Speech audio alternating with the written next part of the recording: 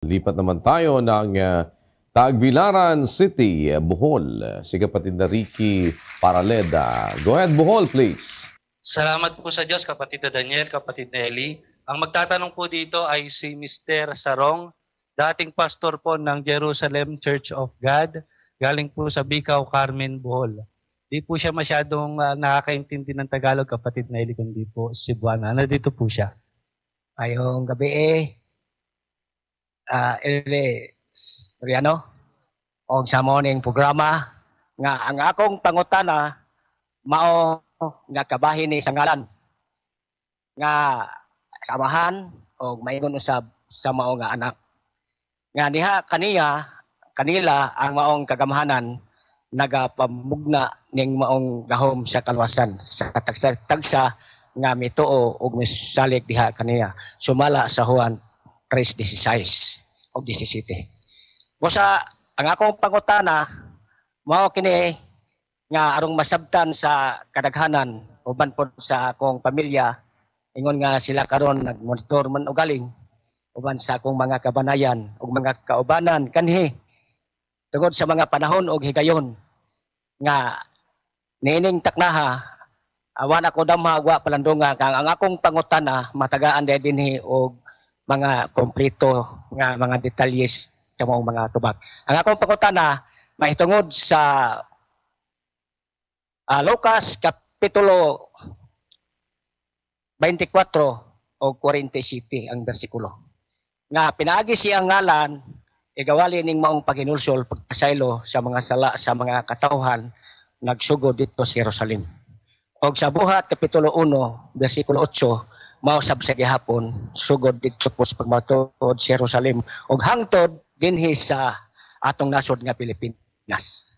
O sa maong Buhat 4:12, wala na laing ngalan nga gihatag dinhi kanato gikan sa langit, nga gipadala sa atong langit ng Ama, nga diha ni ana mga luwas kita. O wala gyoy laing ngalan nga gihisgotan dinha sa balaang kasulatan. Busa ang akong pangutana, daghan karon nagpamatuod nga ang ngalan sa atong langit ng Ama mao si Jehovah. Ang uban mao si Yahweh. Ang uban mao ang Ginoong Dios, ang uban mao ang Amahan. Apan sa uban pa ni ana sa mga pagsangpit, busa akong gihangyo nga mapatin-aw ni Brad Ile nga dito sa Jerusalem, unsay ngalan dito sa matuod nga amahang ditnon. Aron nga niini, atong masinati og maila nga kanang maong ngalan mao'y matuod nga magadala sa kaluwasan sa tagsa-tagsa nga motuo.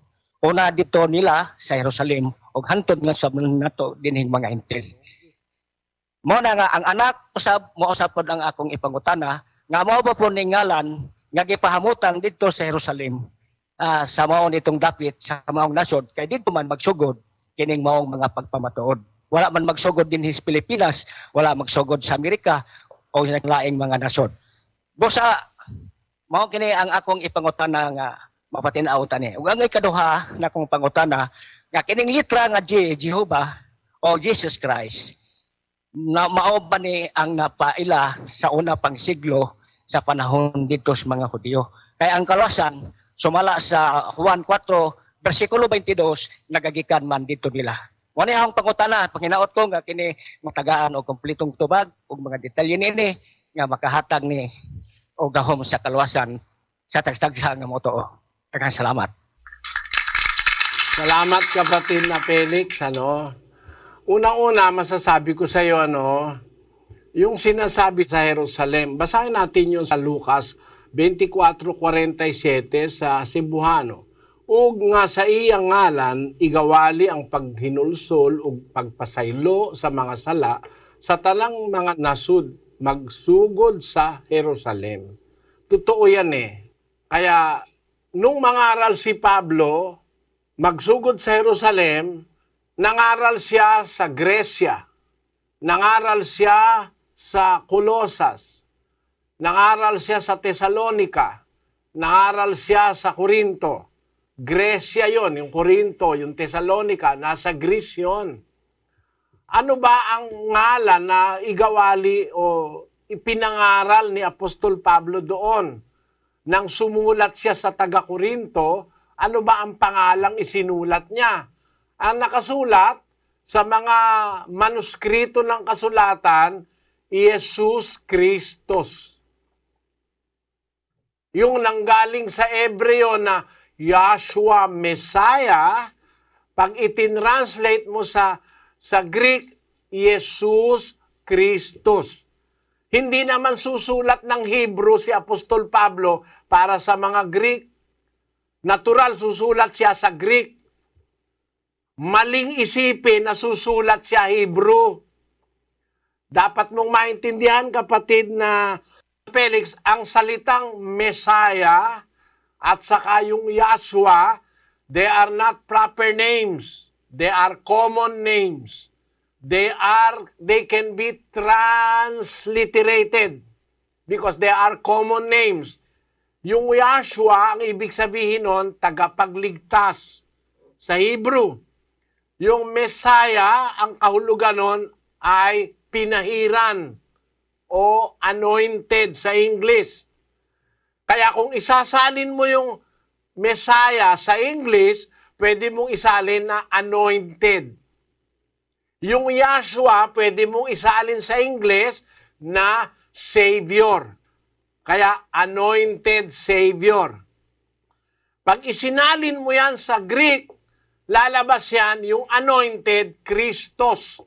Ang kahulugan sa Greek ng anointed o Messiah ay Christos. Sa Bisaya, ang kahulugan talaga ng anointed, kapatid na Jerry, ano ba yung pinahiran sa Bisaya? Pinahiran din. Pinahiran sa Bisaya. Pinahiran. Basahin natin ang unang Juan 2:27. Og mahitungod kaninyo ang dihog. Ano yung dihog, kapatid na Jerry? Sa mababaw na Bisaya ngayon, pinahiran, dihog. Dihog, yun ang anointment eh. Yun ang anointment sa original na Greek. Kaya nung sumusulat ang mga apostol, ang isinusulat nila yung translation sa wika na sinusulatan nila. Alangan namang si Apostol Pablo susulat sa mga Greeks. Sasabihin mo, ang gagamitin niya yung Yahshua Messiah. Hindi maintindihan ng mga Greeks yan yon. Bakit? Greeks yun eh. Kaya itatranslate niya yon. At hindi bawal yung i-translate. Basahin natin ang unang Korinto 14:27. Kung may tao nga magasulti sa sidultihan, himua kini sa tinagurha, kun labing daghan sa tinagutlo, ug kana sa banos-banos, apan usa ang magahubad. Apan kung walay maghuhubad, humilom siya sa iglesia, ug magsulti sa iyang kaugalingon og sa Dios. Sabi sa Tagalog, kung merong magsasalita ng wika na hindi nila naintindihan sa Korinto, ang isa dapat mag-interpret. Basahin natin sa English, kapatid na Daniel. If any man speak in an unknown tongue, let it be by two, or at the most by three, and that by course, and let one interpret. But if there be no interpreter, let him keep silence in the church. There is a commandment that an interpretation must be made. That's why, if you do not understand the word, it must be interpreted in a language or in a tongue that you understand. Kaya yun ang ginawa ni Juan nung nagsusulat siya ng Apokalipsis para maintindihan ng mga sinusulatan niya sa Asia na ang salita nila ay Grego, para maintindihan, ini-interpret niya, itinatranslate niya yung pangalan sa Hebreo, tinatranslate niya sa Greek. Basahin natin ang 9:11 ng Apokalipsis. Ibabaw nila may usang ingon sa hari, ang manulunda sa kahiladman nga dili matugkad, nga ang iyang ngalan sa Hebreohanon, Abaddon, ug sa Gresyahanon, Apollyon. Ayon. Kaya yung pangalan, hindi masamang i-translate. Mismong ang ating Panginoon Kristo, yung kanyang pangalan, pinahirang tagapagligtas. Yahshua Messiah. Anointed Savior sa Ingles. Pagka tinranslate mo sa Greek, lalabas yun, Jesus Kristo o Kristo Jesus. Anointed Savior. Pinahirang tagapagligtas. Pinahirang magluluwas. Ayun. Kaya hindi bawal ng Diyos yun, kapatid. Nung panahon ng ating Panginoon Kristo, merong mga wikang ginagamit, kaya nung ipako siya sa krus, isinulat yon sa 3 wika. Basahin natin ang Juan, Kapitulo 19, versikulo 19. Ug si Pilato, misulat, usabang ang usa ka uluhang sulat, ug iyang gibutang sa krus. Ug didto nahasulat, si Jesus nga Nazaret non, ang hari sa mga Hudyo. Ug daghan sa mga Hudyo ang nakabasa ni ining uluhang sulat. Kay ang dapit diin si Jesus gilansang sa krus haduol sa syudad. Ug kadto nahasulat sa pinulungan nga Hebreohanon, ug sa Latin, ug sa Gresyahanon. Kaya isinulat yan sa Greek, sa Hebrew, at saka sa Latin. Natural, kung ano yung maiintindihan sa Latin, yun ang isusulat. Kung ano yung maiintindihan sa Gresya, yun din ang isusulat. Kaya hindi po pwedeng puro na lang Hebreo ang isusulat. Miski ang pangalan na itatranslate. Kagaya ng pangalan mo, kapatid, di ba ikaw Felix?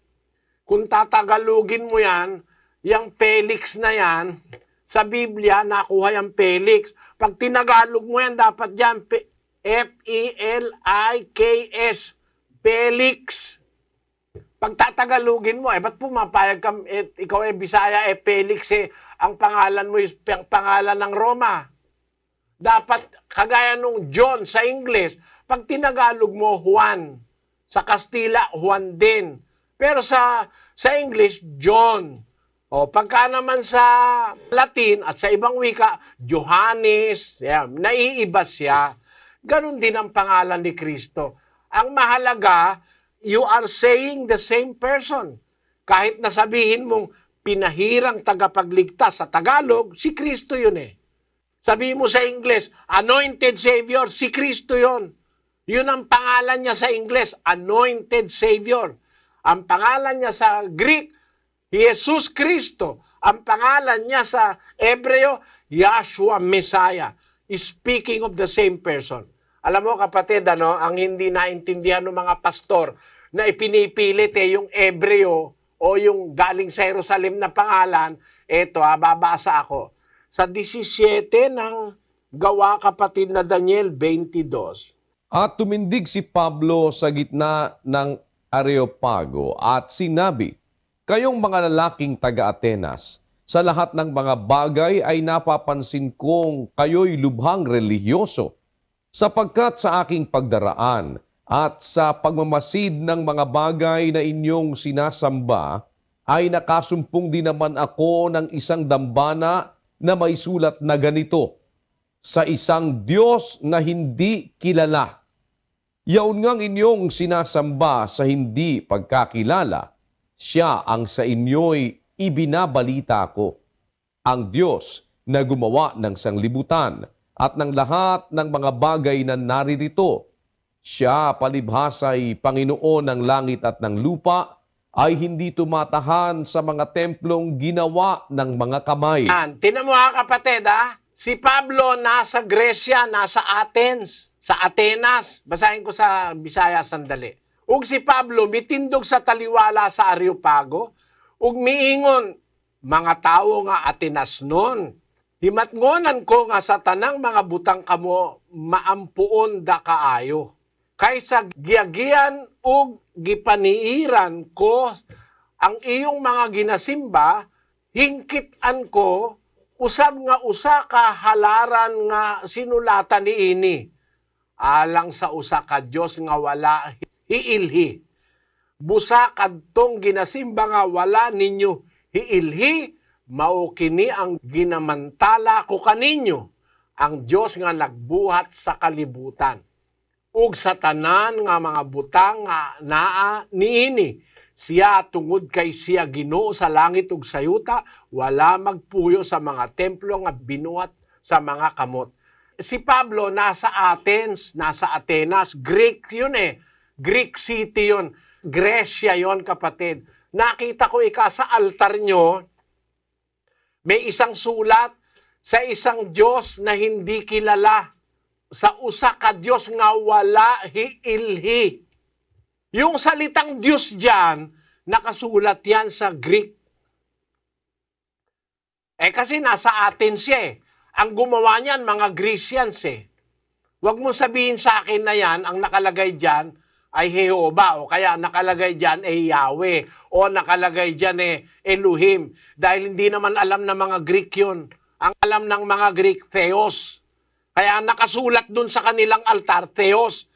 Sinasamba nila yung Diyos na yun na hindi nila kilala. Usa ka Diyos nga wala hiilhi. Busa kadtong ginasimba nga wala ninyo hiilhi, mao kini ang ginamantala ko kaninyo. Yun mismong Diyos na yon na sinasabi nyo hindi nyo kilala, yun ang pinangangaral ko sa inyo, sabi ni Pablo. So hindi tumutol si Pablo dun sa nakasulat.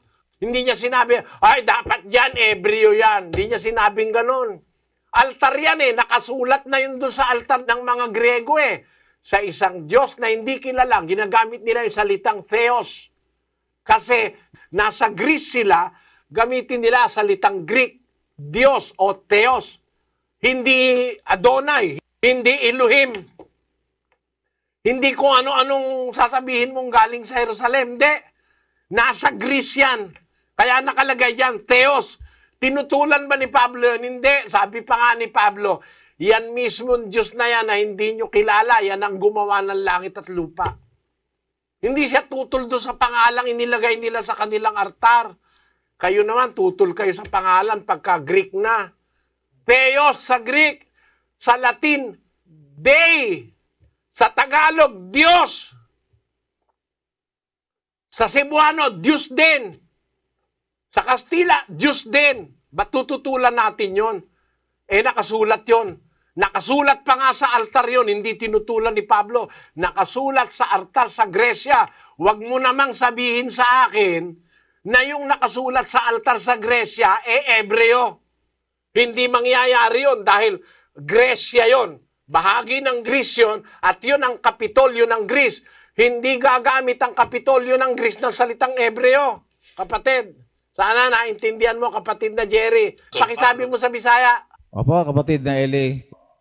Tungod kay si Apostol Pablo, nagsulat sa lugar nga diin na Griego ang pinulungan nga gigamit, mausab kadto ang iyang gigamit. Wala niya supaka ang nahasulat sa dambana nga Dios o Tios.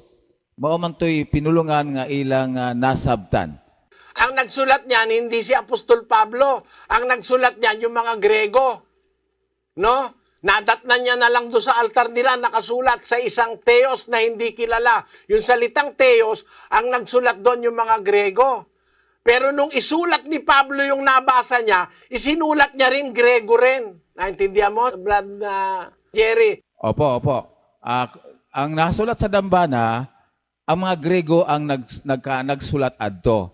Pero wala supaka ni Apostol Pablo ang nahasulat sa dambana nga Theos, ang Dios nga wala nila hiilhi nga ilang gisimba, mausab kato ang giwali ni Apostol Pablo. Kaya kapatid, hindi logical yung sasabihin mo sa akin na kailangan yung pangalang nanggaling sa Jerusalem. Hindi, ang kailangan yung ng pangalan na itinuro ng mga apostol.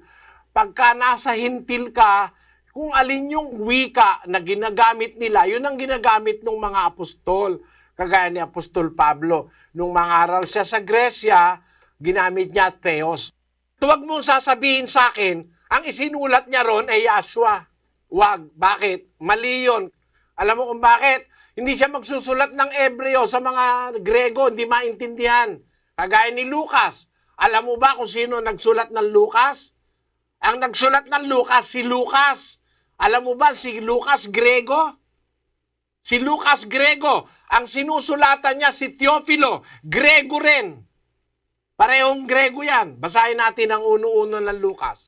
Sanglit daghan ang mga nanagpaningkamot sa paghatag og kasaysayan, mahitungod di adtong mga butang nga nagatuman sa taliwala namo. Ingon nga kini ilang gitugyan kanamo nga gikan sa sinugdan, mga saksi nga nakakita og mga ministro sa pulong. Gisabot ko usab nga maayo, ingon nga nakabaton ako og hingpit nga kasayuran sa tanang mga butang, gikan sa sinugdan, ang pagsulat kanimo sa maayong pagkasunod-sunod, halangdon uyamot nga Teofilo. Si Teofilo Grego, ang nagsusulat si Lucas Grego rin. Kaya ano isusulat niya? Hebreo? Hindi siya maintindihan ni Teofilo. Yung pangalang Teofilo, pangalang Grego yon.